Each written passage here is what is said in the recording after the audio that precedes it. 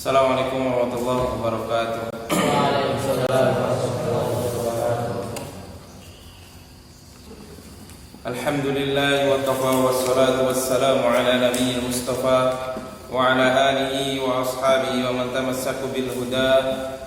Asyhadu an la ilaha illallah wahdahu la syarika lah wa asyhadu anna Muhammadan abduhu wa rasuluh. Sallallahu wasallam wa baraka alaihi wa ala alihi wa ashabihi ajma'in. Allahumma inna nas'aluka ilman nafi'a wa rizqan tayyiba wa amalan mutaqabbala. Allahumma bika asbahna wa bika amsayna wa bika nahya wa bika namutu wa ilaikan nusur. Taib ya ikhwan rahimani wa rahimakumullah. Insyaallah pada pagi hari ini merupakan sesi terakhir untuk hadis yang pertama dari syarah atau penjelasan hadis pertama, hadis niat dari kitab atau dari risalah kecil yang ditulis Al-Imam Nawawi rahimahullahu ta'ala, yakni Al-Arba'un An-Nawawiyah atau lebih dikenal dengan hadis Arba'in An-Nawawiyah. InsyaAllah ini merupakan pertemuan terakhir untuk hadis nomor 1. Pertemuan terakhir, dan alhamdulillah 16 pertemuan untuk hadis yang pertama. Alhamdulillah kita diberikan kesabaran oleh Allah Subhanahu wa taala, dan penjelasannya yang agak terlalu panjang, agak terlalu panjang. Kalau mau panjang lagi ya bisa, soalnya ada beberapa yang sudah saya lewati, tidak saya bahas. Tapi kita masuk pada permasalahan yang ke-8, batasan-batasan ikhlas dalam beramal. Jadi ketika seseorang itu beramal atau beribadah kepada Allah Subhanahu wa taala, harus memperhatikan beberapa hal-hal berikut ini agar dirinya ketika beribadah kepada Allah Subhanahu wa taala itu bisa ikhlas. Memang ikhlas dan tidaknya itu Allah Subhanahu wa taala yang mengetahui. Akan tetapi kita selaku manusia, selaku hamba Allah, diperintahkan untuk mencari sebab bagaimana agar kita beribadah kepada Allah Subhanahu wa taala bisa ikhlas. Jadi mencari sebab dalam melakukan amal bukan merupakan tidak percaya kepada takdir, tapi mencari sebab dalam beramal itu juga merupakan bagian dari takdir yang harus kita jalani. Sebagaimana Allah Subhanahu wa taala berfirman, "Innallaha la yughayyiru ma biqaumin hatta yughayyiru ma bi anfusihim." Allah Subhanahu wa taala itu tidak akan merubah nasib suatu kaum, melainkan kaum itu berusaha untuk merubah dirinya. Nah, insyaallah jadi pada pagi hari ini kita akan membahas dawabit, batasan-batasan agar diri kita ketika kita beribadah kepada Allah Subhanahu wa taala itu bisa berlaku ikhlas, bisa dipahala oleh Allah Subhanahu wa taala. Di mana seluruh apa yang kita usahakan di dunia ini tidak akan bermanfaat bagi diri kita ketika kita menghadap kepada Allah Subhanahu wa taala tidak dengan hati yang selamat. La yanfa'u malun wala banun illa man atallaha biqalbin salim. Tidak akan bermanfaat harta dan anak keturunan manusia illa man atallaha biqalbin salim, kecuali orang yang menghadap Allah Subhanahu wa taala dengan hati yang selamat. Baik. Yang pertama yang harus kita perhatikan ketika kita beramal agar diri kita bisa ikhlas kepada Allah Subhanahu wa taala, alla ya'malu al-amala min ajli ayyurahu nas aw yusammi'u bih. Yang pertama, agar diri kita bisa ikhlas dalam beribadah kepada Allah Subhanahu wa taala, maka jangan sampai kita beramal untuk dilihat manusia atau didengar manusia. Jangan sampai kita riya dan jangan sampai kita sum'ah. Kalau riya, beribadah kepada Allah Subhanahu wa taala agar dilihat manusia. Kalau sum'ah, beribadah kepada Allah Subhanahu wa taala agar didengar manusia. Entah apapun itu bentuknya, baik tilawatul Quran, kita membaca Al-Quran kemudian dengan niatan agar didengar manusia bacaan Quran kita, maka ini termasuk sum'ah, ingin didengar oleh manusia. Dan ini datang hadis dari Imam Muslim dari sahabat Abu Hurairah radhiyallahu anhu, bahwasanya di antara orang yang pertama kali diadili oleh Allah Subhanahu wa taala nanti di akhirat, yakni orang yang mempelajari dan mengajarkan Al-Quran, yang dia itu tidak ikhlas ketika dia mengajarkan atau belajar Al-Quran. Dia tidak ikhlas ketika ditanya oleh Allah Subhanahu wa taala, maka dia menjawab, aku melakukan hal itu karenamu ya Allah. Kemudian Allah Subhanahu wa taala katakan, kadzabta, engkau telah berkata dusta. Bukankah ketika engkau membaca Al-Quran, kamu ingin agar dikatakan sebagai orang yang pandai dalam membaca Al-Quran? Bukankah engkau ketika mengajarkan Al-Quran, engkau ingin supaya dikatakan sebagai orang yang alim? Dan pada saat di dunia engkau pun telah disebut sebagai orang yang alim, telah disebut sebagai orang yang ahli membaca Al-Quran. Akibat dari niatnya yang keliru tersebut, sehingga dia termasuk orang yang pertama kali diadili oleh Allah dan kemudian dimasukkan oleh Allah Subhanahu wa taala ke dalam nerakanya. Wal iyadu billah. Hadis ini sahih, diriwayatkan oleh Imam Muslim.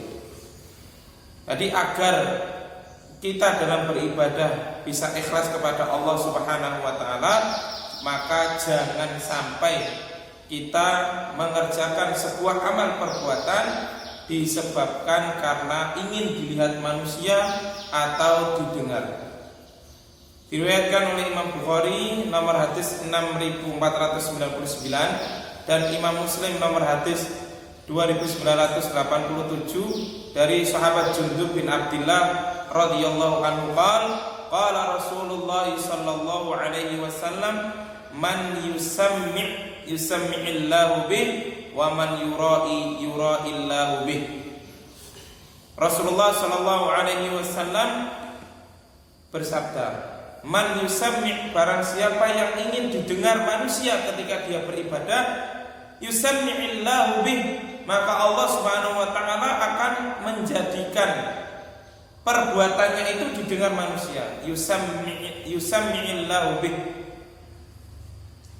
Wa man yura'illahu bihi, dan barang siapa yang ketika dia itu beribadah kepada Allah Subhanahu wa taala dengan tujuan supaya dia dilihat manusia, maka Allah Subhanahu wa taala yura'illahu bihi, akan menyebabkan orang tersebut dilihat manusia bihi, dengan ibadah yang dilakukannya. Kira-kira ada yang tahu kenapa di situ lafadznya man yusammi kok ijazah? Syarat. Masya Allah, barakallahu fikum. Jawab syaratnya mana? Yusammi. Masya Allah, ahsantum. Itu adalah isim syarat atau jumlah syartiyah, sehingga jadi man di situ merupakan man syartiyah, bukan man mausul. Sehingga yang jatuh setelah man fi'il mudhari'nya dijazm yusammi, tidak boleh dibaca rafa dan tidak boleh dibaca nasab. Kemudian jawab syaratnya juga harus dijazm. Jadi asalnya yusammi Allahu, karena bertemunya dua sukun, antara sukun ain yang disukun dengan alif lam al-qamariyah, sehingga sukun yang pertama dirubah menjadi kasroh. Itu kaidahnya. Sehingga man yusammi'illahu bih. Qala al-Hafidz Ibnu Hajar al-Asqalani rahimallahu taala. Al-Imam Ibnu Hajar al-Asqalani dalam Fathul Bari jilid yang ke-11 halaman 336, beliau menukilkan perkataannya Al-Imam Al-Khattabi. Kitab mana saja? Maknahu man 'amila 'amalan ala ghairi ikhlasin wa innama yuridu ayyarahu an-nas wa yasma'uhu juziya 'ala dhalik bi an yusahhirahu Allahu wa yafdahahu wa yudhhira ma kana batinuhu.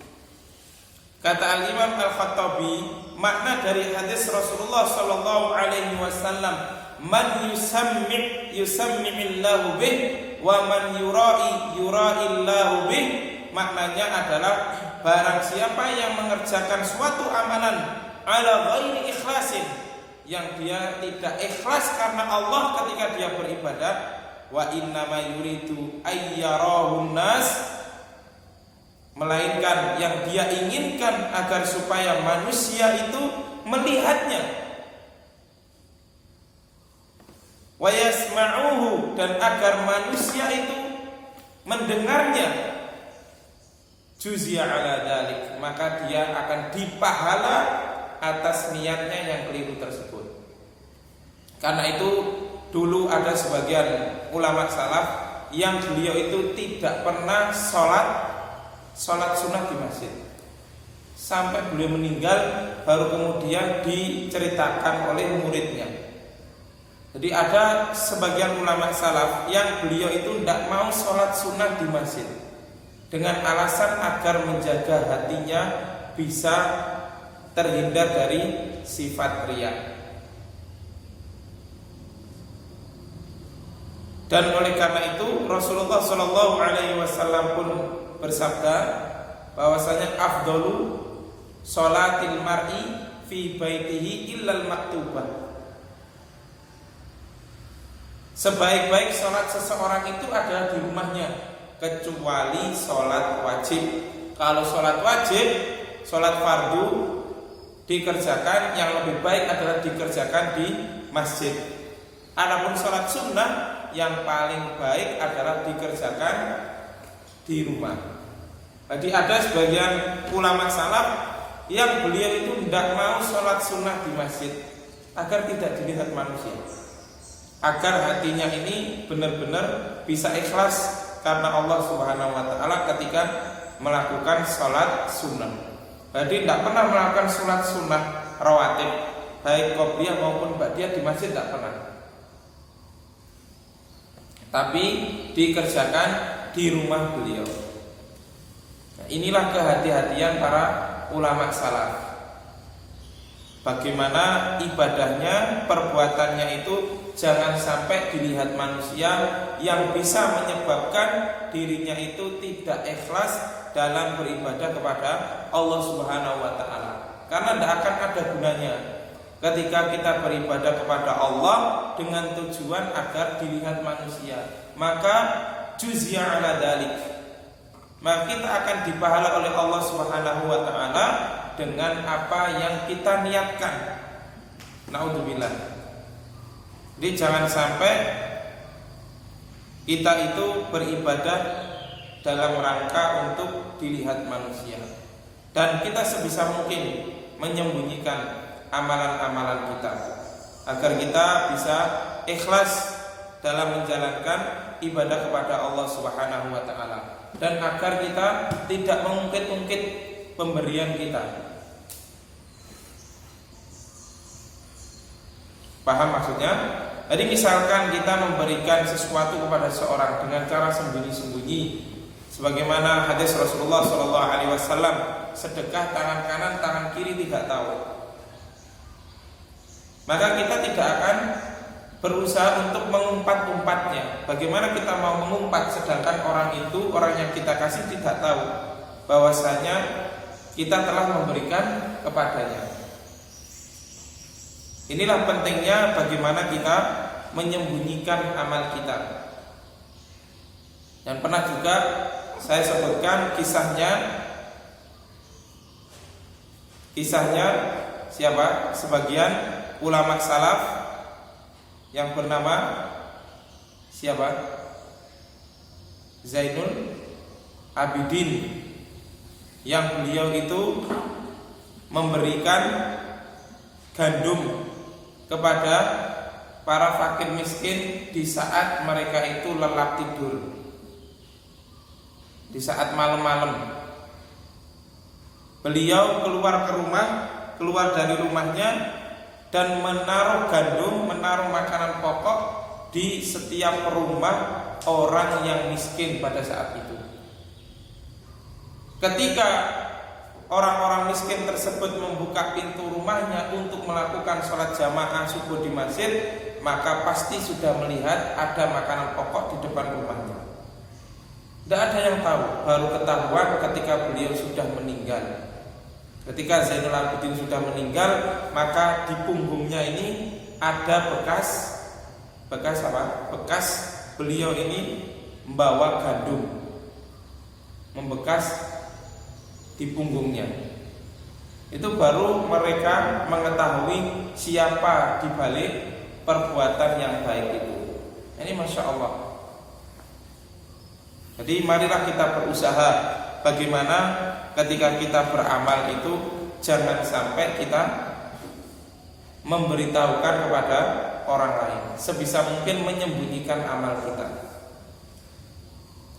Seperti yang kita ceritakan sama antum tadi malam, bahasanya ya alhamdulillah pada bulan kemarin itu Al-Qalam ada informasi dana masuk 1,5 juta, tapi di rekening kajian as-sunnah ada 3 juta. Berarti yang 1,5 juta itu adalah sedekah atau infak beliau yang tidak mau disebutkan namanya. Masya Allah. Semoga Allah Subhanahu Wa Taala memberkahi harta beliau, dan semoga Allah Subhanahu Wa Taala memberkahi beliau dan memberkahi keluarganya, serta memberikan keistiqomahan di atas agama Allah Subhanahu Wa Taala.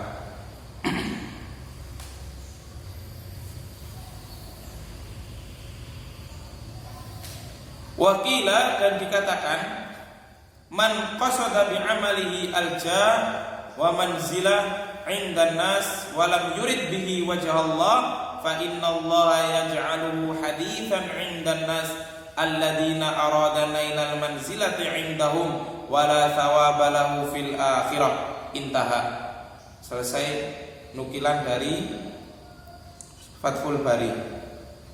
Dikatakan juga sarah dari hadis tadi, man yusammi'illah bihi wa man yura'illahu bihi, maknanya adalah barang siapa yang bermaksud dengan amalannya itu dengan suatu kedudukan atau pangkat di sisi manusia.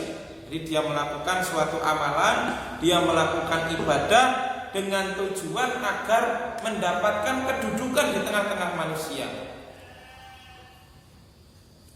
Apa contohnya Ustaz? Contohnya ya sebentar lagi kalian akan tahu. Pada saat apa? Coblosan. Pada saat pemilihan, sebentar lagi pemilihan bupati. Jadi man qasada bi amali al-jah wal manzilah 'indan nas, melakukan kebaikan tapi tujuannya agar mendapatkan kedudukan di tengah-tengah manusia, walam yurid bihi wajah Allah, dan tidak bermaksud dengan apa yang dikerjakannya itu pahala di sisi Allah Subhanahu wa taala. Maka kata Al-Imam Ibnu Hajar, fa innallaha, maka Allah Subhanahu wa taala yaj'aluhu haditsan 'indan nas, maka Allah akan menjadikan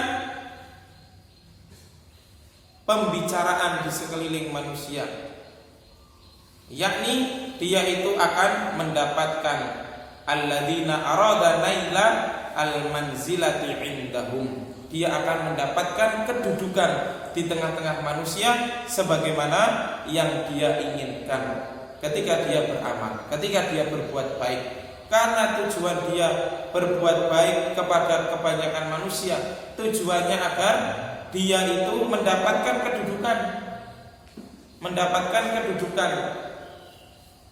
dianggap sebagai orang yang baik, agar diorangkan orang,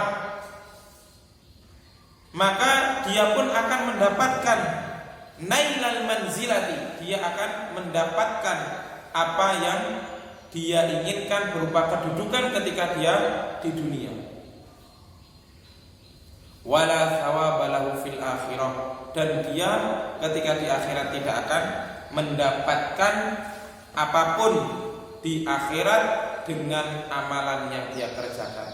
Sebanyak apapun amalan yang dia lakukan, sebanyak apapun amalan yang kita kerjakan, ketika amalan tersebut tidak kita maksudkan ikhlas karena Allah, maka wala thawaba lana fil akhirah, maka tidak akan ada pahala bagi kita di akhirat nanti. Wal iyadu billah. Paham sampai sini? Ada pertanyaan? Ada pertanyaan?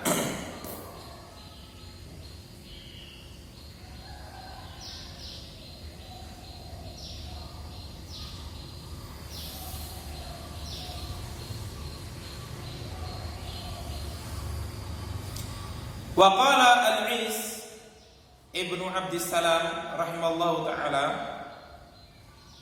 berkata al-Imam al-Is Ibnu Abdissalam rahimallahu taala, yustathna min istihbabi ikhfa'il amal man yudhiruhu liyuqtada bihi aw liyuntafa'a bih ka kitabatil ilmi. Intaha. Selesai nukilan dari Fathul Bari juz yang ke-11 halaman 337. Kata al-Imam al-Is Ibnu Abdissalam, pada dasarnya istihbabu ikhfa'il amal, pada dasarnya menyembunyikan amal, menyembunyikan perbuatan agar orang tidak mengetahui itu merupakan amalan yang dianjurkan. Akan tetapi yustathna, dikecualikan. Ada yang dikecualikan kapan amalan itu boleh ditunjukkan. Jadi pada dasarnya kaidahnya secara asal dianjurkan untuk menyembunyikan amalan apapun.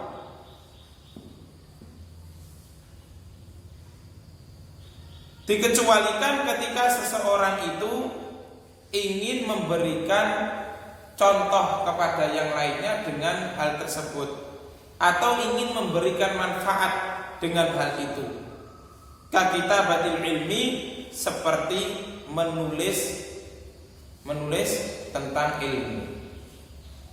Jadi dalam dunia tulisan itu tidak masalah. Ini kata al-Imam al-Is Ibnu Abdissalam rahimallahu ta'ala.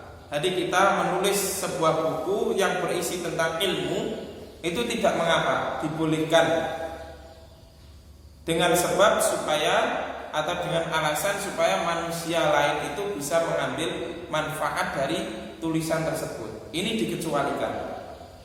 Kenapa? Ya kalau kita tidak menyampaikan ilmu, maka ilmu ini akan hilang.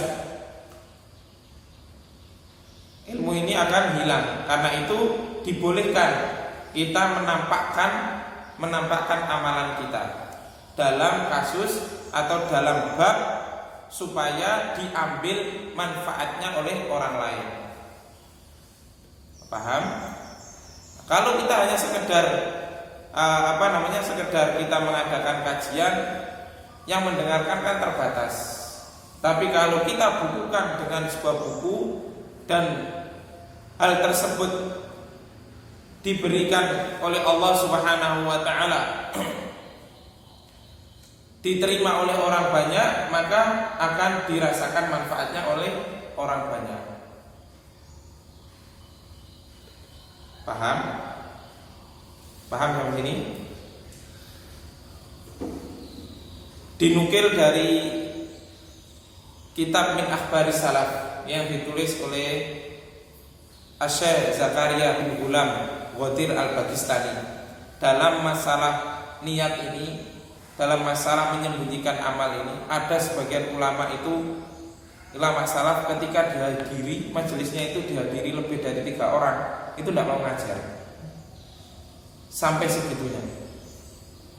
Ketika beliau memiliki santri yang lebih dari 3, tidak mau ngajar, khawatir hatinya sudah tidak bisa ikhlas lagi.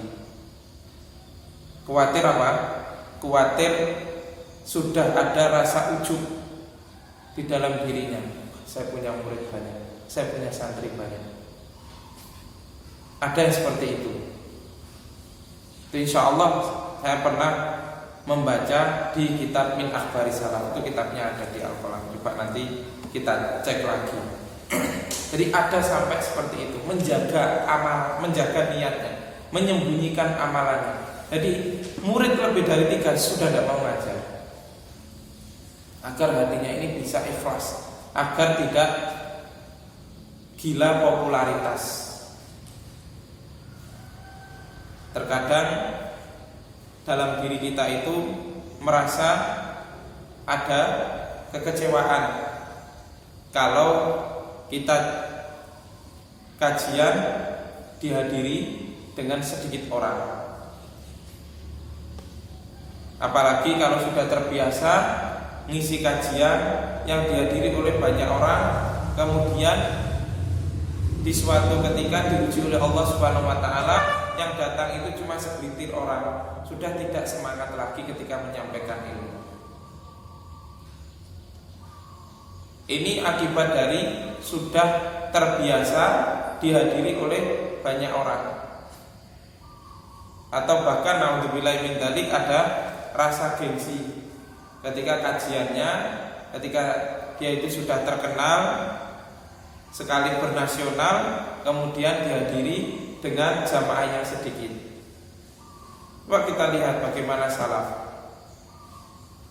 Dan kita mengikuti salafun salih, maka jangan sampai kita itu dalam benak kita berbangga dengan banyaknya yang hadir di majelis kita, dan jangan pula kita bersedih hati ketika yang hadir di majelis kita ini hanya segelintir orang. Kita ngisi majelis ilmu itu bukan dalam rangka untuk popularitas, tapi dalam rangka untuk menyebarkan ilmu. Nasrul ilm minallah, menyebarkan ilmu dari Allah Subhanahu wa taala. Berapapun yang hadir, maka tidak jadi masalah. Satupun yang hadir, selagi yang hadir itu mau mendengarkan, maka lakukanlah. Jadi ikhwah yang nanti ketika antum diberikan kesempatan oleh Allah Subhanahu wa taala menyebarkan ilmu, ketika nanti misalkan saya sudah diambil oleh Allah Subhanahu wa taala, maka jangan sampai kalian itu nanti merasa bersedih hati ketika yang datang itu hanya segelintir orang. Dan jangan pula berbangga hati ketika yang datang itu full satu masjid misalkan. Nah, Allah Subhanahu wa taala berfirman, "Likaila ta'sau 'ala ma fatakum wa la tafrahu bima atakum." Jangan sampai kamu itu merasa bersedih hati dengan sesuatu yang luput darimu. Wa la tafrahu bima atakum, dan jangan pula kamu berbangga diri dengan apa yang sudah kamu nikmati di dunia ini. Jadi sedikit banyak kalau tujuan antum ikhlas karena Allah Subhanahu wa taala dalam menyebarkan ilmu, maka mafi muskilah, tidak akan menjadi problem. Satupun yang datang antum ajar, maka itulah yang dapat menjadikan timbangan amal soleh antum nanti berat di akhirat, dan amalan tersebut nanti akan menemani antum ketika berada di kuburan, yang di saat itu antum sudah tidak ada lagi siapapun yang menemani, hanya ditemani amal soleh dan amal keburukan. Yang kedua, alla yata'allaqu qalbahu bimadhin nas au dhammihim lahu. Yang kedua, dawabit atau batasan agar bisa ikhlas dalam beramal, yakni tidak menggantungkan hati dengan pujian maupun celaan manusia.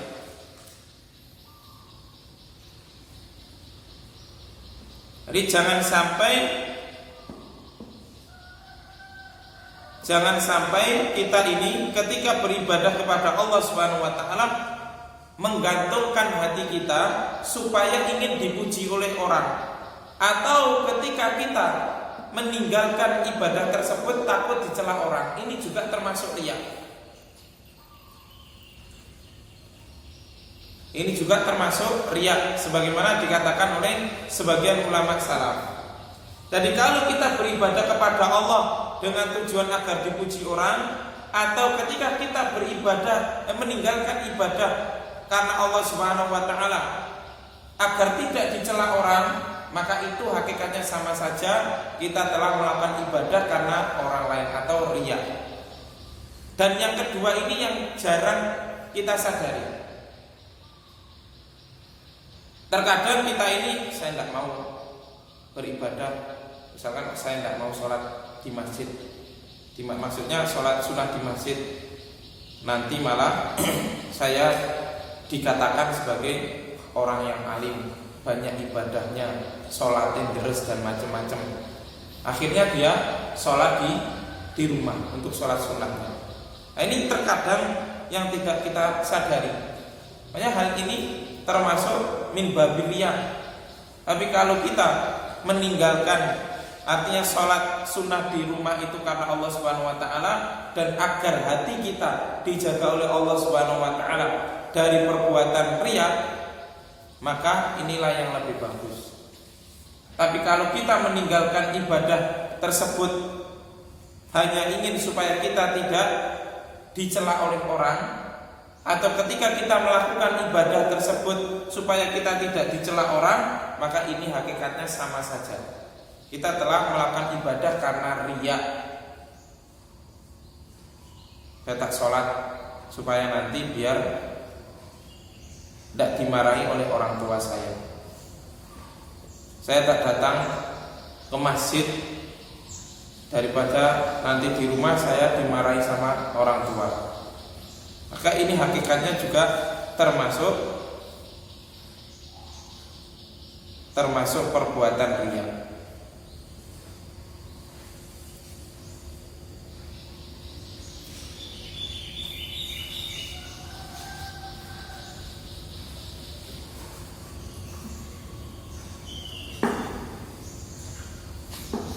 Yang ketiga, batasan agar seorang itu bisa ikhlas dalam beribadah, ayyakuna ikhfa'ul amal wa israr bihi ahabbu ilaihi min idhariha.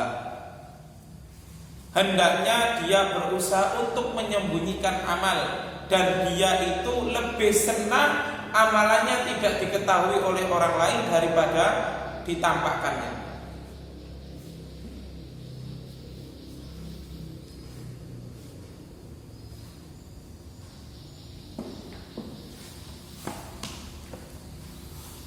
Ada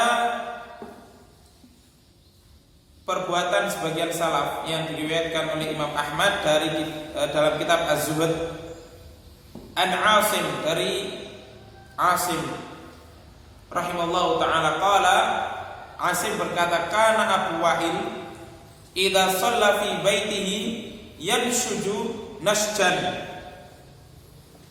Nasjan ini i'rabnya sebagai apa?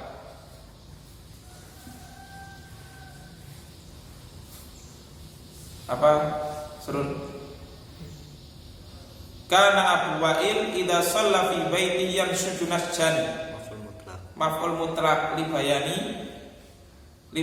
nau li bayani jinsi.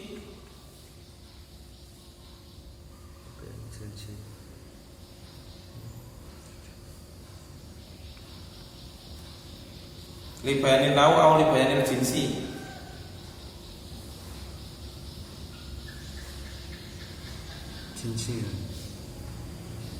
Apa sih artinya jinsi? Jenis. Kalau nau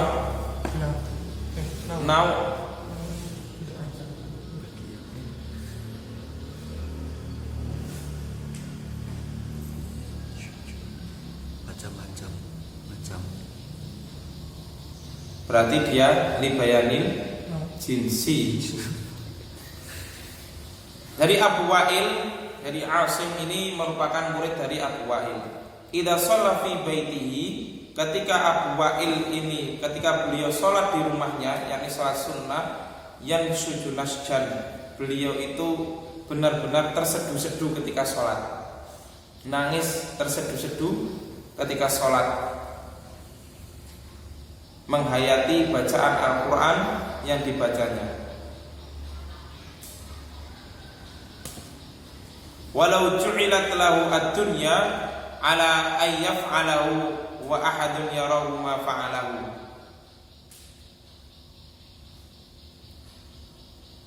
Meskipun ketika orang itu mengetahui perbuatannya, ketika seorang itu mengetahui perbuatannya, ma fa'alahu, maka dia tidak melakukan hal itu. Jadi Abu Wa'il ketika beliau itu sholat, beliau itu terseduh-seduh, nangis. Tapi ketika ada manusia yang mengetahuinya, beliau tidak seperti itu, tidak berbuat seperti itu. Supaya apa ya? Supaya beliau tidak dipuji oleh orang karena perbuatannya. Masya Allah, Abu Wa'il sholatnya, menghayati betul bacaan Al-Qurannya sampai nangis terseduh-seduh. Tidak ingin dikatakan seperti itu, sehingga beliau tidak berbuat.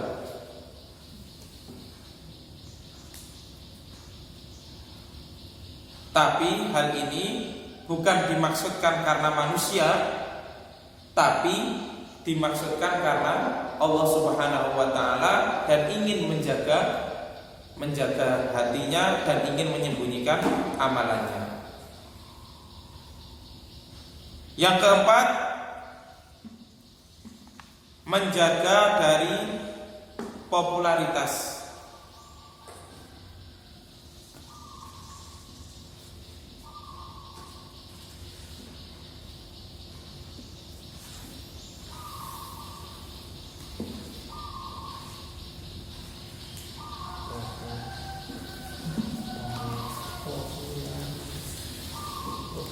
Menghindari popularitas. Kata Ibrahim bin Adham rahimallahu ta'ala, yang dinukil oleh Al-Imam Ghazali rahimahullahu ta'ala dalam kitab beliau Ihya Ulumuddin. Ibrahim bin Adham mengatakan, seorang itu tidak akan jujur kepada Allah Subhanahu wa ta'ala dalam beribadah man arada ayyashtahara, ketika seorang itu beribadah kepada Allah ingin popularitas. Dan yang paling berat ujiannya adalah kita dan antum-antum ini. Ketika nanti antum diberikan oleh Allah Subhanahu wa ta'ala kesempatan untuk mendakwahkannya, mendakwahkan ilmu, karena ini merupakan tugas bagi orang yang memiliki ilmu. Kalau hati kita tidak jujur, maka kita akan mencari popularitas, berbangga-bangga dengan banyaknya pengikut, berbangga-bangga dengan banyaknya santri, berbangga-bangga dengan banyaknya orang-orang yang belajar sama antum.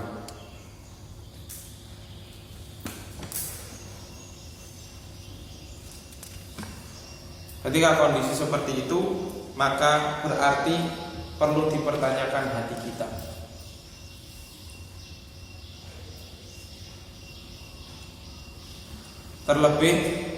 Terlebih bagi para peruqyah, ketika dia diberikan oleh Allah Subhanahu wa taala taufik sehingga bisa membantu orang lain,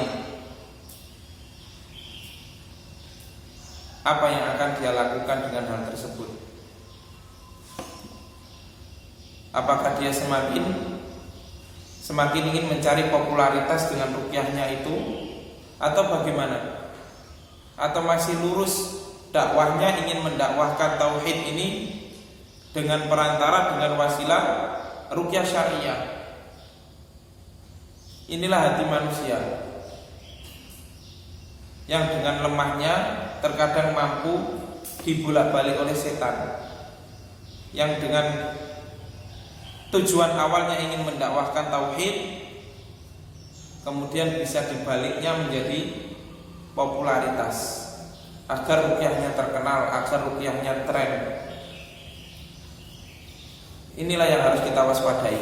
Karena itu senantiasa janganlah kalian lupa berdoa kepada Allah Subhanahu wa taala di setiap kalian sujud dengan doa yang diajarkan Rasulullah SAW.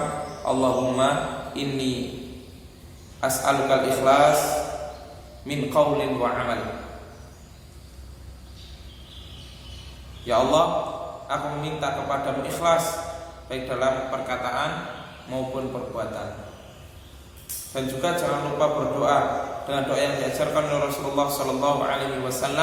Allahumma inni as'alukal jannata wa ma qarraba ilaiha min qaulin wa amal, wa a'udzubika minan nar wa ma qarraba ilaiha min qaulin wa amal. Ya Allah, aku meminta kepadamu surga dan segala sesuatu amalan yang dapat mendekatkan diriku dengan surga, dan aku berlindung kepadamu ya Allah dari neraka dan segala hal yang dapat mendekatkan aku dengan neraka. Bacalah doa ini di setiap kalian sujud kepada Allah Subhanahu wa taala. Dan jangan lupa juga berdoa dengan doa yang diajarkan Rasulullah, ya muqallibal qulub tsabbit qalbi ala dinika. Dan dengan doa Allahumma a'inni ala dzikrika wa syukrika wa husni ibadatik. Meminta pertolongan kepada Allah agar kita senantiasa bersyukur kepada Allah Subhanahu wa taala, dibantu agar kita ini bisa bersyukur.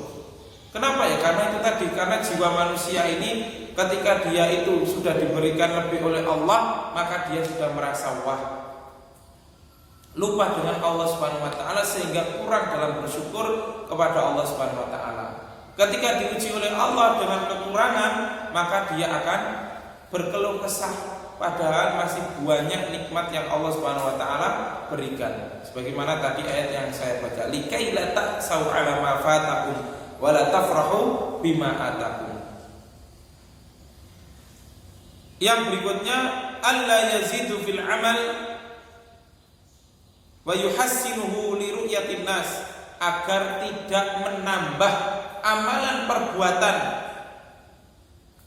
yang dilakukannya, agar tidak menambah jumlah ibadahnya, dan tidak pula dia memperbagus ibadahnya hanya untuk dilihat manusia.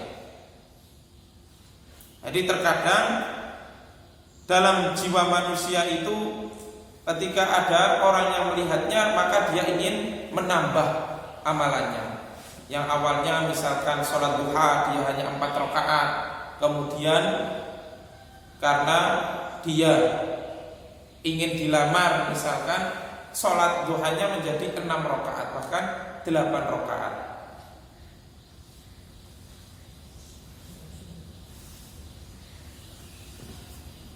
Jadi hindari hal itu. Jangan sampai kita menambah ibadah kita ataupun memperbagus ibadah kita hanya dengan tujuan supaya manusia itu melihat kita.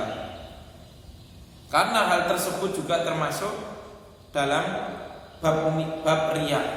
Ketika ada seorang itu yang dia menambah amalan ibadahnya, Biasanya misalkan sholat qobliyah asar hanya 2 rakaat menjadi 4 rakaat hanya gara-gara dilihat oleh manusia.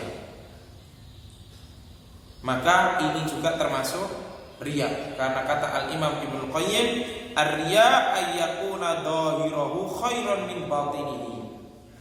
Selesai penukilan dari kitab Madarijus Salikin Baina Manazili Iyyaka na'budu wa iyyaka nasta'in, jilid yang kedua halaman 91. Di kitab Madarijus Salikin ini khusus bahas Iyyaka na'budu wa iyyaka nasta'in. Hanya 1 ayat itu saja dibahas oleh Al-Imam Ibnu Qayyim menjadi 2 jilid. Nah, itu namanya penjelasan yang panjang. Kalau ini agak panjang. Hanya Iyyaka na'budu wa iyyaka nasta'in, 2 jilid. Nah, ini hadis niat, 1 hadis cuma 30 halamannya. Agak panjang, tidak panjang enggak. Kalau yang panjang tadi 1 ayat saja menjadi 2 jilid. 1 jilidnya halamannya 400 halaman, 800 halaman kurang lebih, Masya Allah.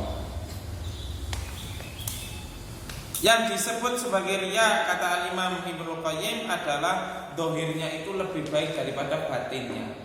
Sebenarnya dia tidak ingin melakukan ibadah itu, tapi karena dia ingin dilihat oleh manusia, maka dia melakukannya. Sebenarnya dia tidak ingin sholat itu berlama-lama, lama berdirinya dia itu tidak ingin. Tapi karena supaya dilihat oleh manusia sebagai orang yang banyak hafalan Qur'annya, sebagai orang yang hafid, maka sholatnya diperpanjang, bacaannya pun dibagus-baguskan. Ini berarti dhahiruhu khairan min batini, dohirnya itu lebih baik daripada batinnya. Maka ini hakikatnya juga termasuk riya. Wal iyadu billah. Berikutnya yakni menganggap dirinya itu masih serba kurang dan tidak menganggap dirinya itu wah, dan mengetahui bahwasanya segala yang dapat dia lakukan itu seluruhnya merupakan fadl dari Allah Subhanahu wa ta'ala. Jadi jangan sampai ketika kita diberikan oleh Allah Subhanahu wa ta'ala kesempatan, kita mampu melakukan ibadah, kita mampu mendakwahkan ilmu, kita mampu mengajarkan ilmu kepada yang lainnya, kita menganggap diri kita sebagai orang yang wah, kalau tidak saya tidak akan bisa. Kalau tadi tidak saya yang meruqyah tidak akan bisa, tidak akan sembuh. Misalkan seperti itu. Nah, ini tidak diperbolehkan. Harus merasa bahwasanya diri kita ini masih kurang, dan jangan menganggap diri kita itu wah daripada yang lain. Semuanya itu adalah fadl dari Allah Subhanahu wa ta'ala. Walaulallahu ta'ala lahalak. Seandainya bukan karena Allah Subhanahu wa ta'ala, tentu kita akan binasa. Kalau hati kita ini tidak dituntun oleh Allah Subhanahu wa ta'ala, kita pasti akan binasa. Kalau hati kita ini tidak dianugerahi sifat ikhlas oleh Allah, maka kita tidak akan ikhlas ketika beribadah. Maka apa yang kita banggakan? Jiwa kita ini khuliqal insanu halu'a. Manusia itu diciptakan keluh kesah, tidak ada apa-apanya. Lam yakun syai'an madhkura, tidak ada apa-apanya kita ini. Kita mampu hadir di majelis ini, kita mampu belajar, kita mampu menolong orang lain, kita mampu mengajarkan ilmu kepada yang lain, itu karena fadl dari Allah Subhanahu wa ta'ala. Kalau bukan karena Allah, lahalak, pasti kita akan binasa. Pasti hati kita ini akan mencari keuntungan dunia dengan apa yang kita kerjakan, dengan apa yang kita lakukan, dengan ibadah yang kita lakukan. Imma ingin popularitas, imma ingin kedudukan, imma ingin harta, atau imma ingin wanita. dan kesenangan-kesenangan dunia yang lain. Ini jiwa pembawaan manusia. Tapi karena Allah Subhanahu wa taala memberikan pertolongannya, sehingga kita masih bisa menata hati kita tidak sampai demikian. Karena itu tidak perlu kita banggakan. Aku bisa seperti ini, aku bisa seperti ini, aku bisa seperti ini. Tidak perlu kita banggakan. Allah Subhanahu wa taala berfirman, "Walaula fadlullahi 'alaikum wa rahmatuhu ma zaka minkum min ahadin abadan, walakinallaha yuzakki man yasha." Surat Nur ayat yang ke-21. Seandainya bukan karena fadl dari Allah Subhanahu wa taala dan rahmatnya, maka salah seorang dari kalian itu tidak akan bersih hatinya abadan, selamanya. Hati kita tidak akan bisa bersih. Walakinallaha yuzakki man yasha. Akan tetapi Allah Subhanahu wa taala membersihkan hati siapapun yang dikehendakinya. Jadi pada dasarnya hati kita ini kotor. Allah Subhanahu wa taala yang membersihkan hati kita. Maka tidak ada yang perlu kita banggakan. Tidak patut kita membanggakan diri. Kita diciptakan Allah Subhanahu wa taala dari setetes air mani yang hina. Kita diciptakan Allah Subhanahu wa taala dari tanah. Apa yang mau kita banggakan? Kalau kita sudah meninggal, kita sudah masuk di liang lahat, tidak ada orang yang akan menemani kita. Tidak ada orang itu yang mau mencium bangkai kita, itu tidak akan mau. Apa yang kita banggakan? Terkadang ketika kita diuji oleh Allah Subhanahu wa taala dengan kekurangan ekonomi saja, teman-teman dekat kita itu terkadang menjauh dari kita. Pada saat kita masih kaya, misalkan mereka banyak yang datang kepada kita, berteman dengan kita. Tapi ketika kita diuji oleh Allah dengan sakit, ketika kita diuji oleh Allah Subhanahu wa taala dengan kekurangan harta, mereka menjauh dari kita. Apa yang kita banggakan? Yang berikutnya, ayyukatsira minal istighfar ba'dal amal. Memperbanyak istighfar setelah melakukan amalan. Amalan apapun, amalan kebaikan maupun terlebih amalan kejelekan.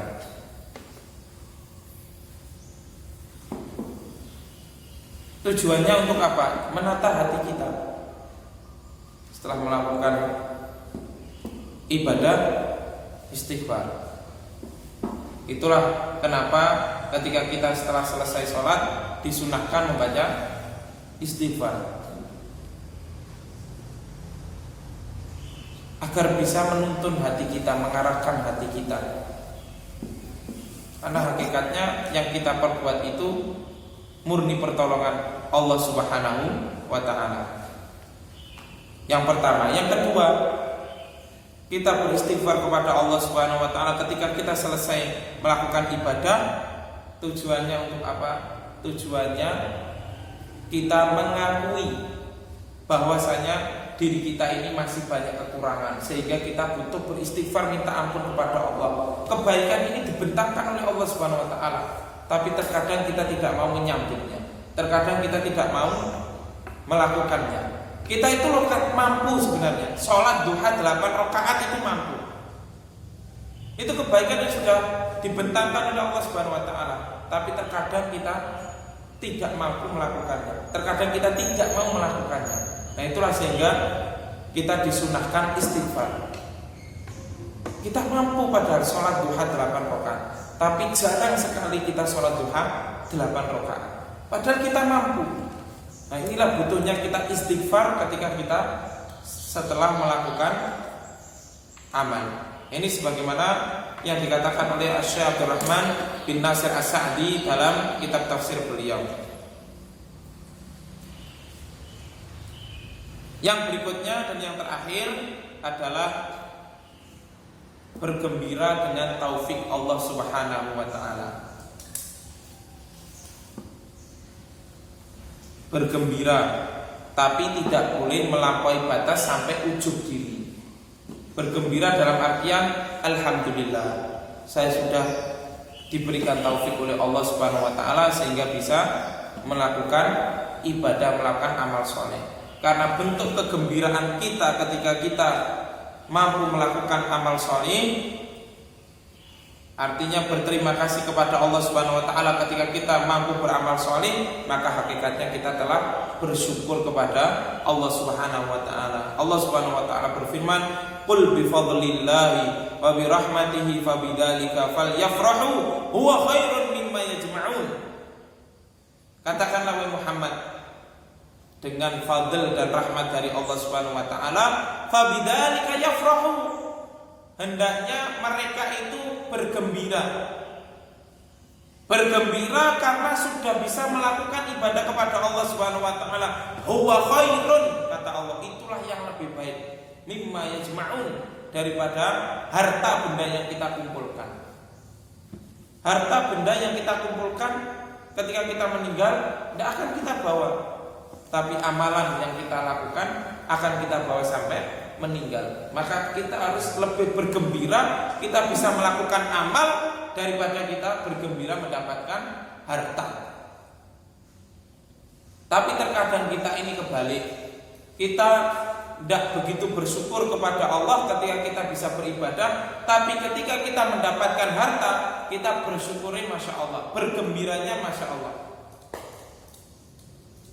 Kita senang sekali dengan harta yang diberikan oleh Allah, padahal harta ini merupakan fitnah, dan kita justru tidak berterima kasih, tidak bergembira ketika kita telah melakukan ibadah kepada Allah Subhanahu wa taala. Semoga Allah Subhanahu wa taala senantiasa menuntun hati kita agar senantiasa bisa ikhlas dalam menjalankan ibadah karena Allah Subhanahu wa taala. Wallahu taala alam bisawab. In uridu illal islaha mastata'tu wa ma taufiqi illa billah. Alaihi tawakkaltu wa ilaihi unib. Subhanakallahumma bihamdika asyhadu an la ilaha illa anta astaghfiruka wa atubu ilaik. Wa sallallahu ala nabiyyina Muhammad wa akhiru da'wana alhamdulillahirabbil alamin. Wassalamualaikum warahmatullahi wabarakatuh.